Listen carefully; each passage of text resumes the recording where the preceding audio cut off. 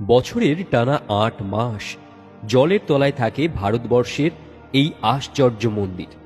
অর্থাৎ ভক্ত সমাগমের জন্য এই মন্দির বছরে মাত্র ৪ মাস ভেসে ওঠে জলের ওপরে। শোনা যায় অজ্ঞাতবাসে থাকার সময় পাণ্ডবেরা নাকি এই মন্দির তৈরি করেছিলেন, এবং কথিত আছে মহাভারতে পাণ্ডবরা স্বর্গে পৌঁছানোর সিঁড়ি তৈরির চেষ্টা করেছিলেন এই মন্দির থেকেই। বছরের ৮ মাস জলের তলায় থাকলেও আশ্চর্যজনকভাবে এই মন্দিরের কোনো রকম ক্ষতি হয় না। এর গায়ের কারুকার্য একটা ফোঁটাও নষ্ট হয় না জলের তলায় থাকার ফলে। এই মন্দিরের দর্শন পাওয়া নাকি বড্ড কঠিন, কারণ মন্দির অবধি পৌঁছানোর রাস্তা ভীষণ দুর্গম। এবং সবথেকে বড় বিষয়, এই মন্দিরের কথা অনেকেরই অজানা।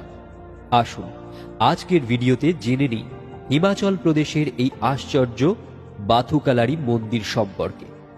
প্রাকৃতিক সম্পদ বলুন কিংবা হাজার হাজার বছর আগের সমৃদ্ধ ইতিহাস, সব দিক থেকেই ভারতবর্ষ ধনী। আমাদের দেশের বিভিন্ন প্রান্তে ছড়িয়ে ছিটিয়ে রয়েছে একের পর এক অবাক করা সব স্থাপত্য এবং ভাস্কর্য। তেমনি এক মন্দির রয়েছে হিমাচল প্রদেশের কাংড়া জেলায়। মার্চ থেকে জুন মাস দর্শনার্থীদের কাছে ধরা দেয় এই মন্দির।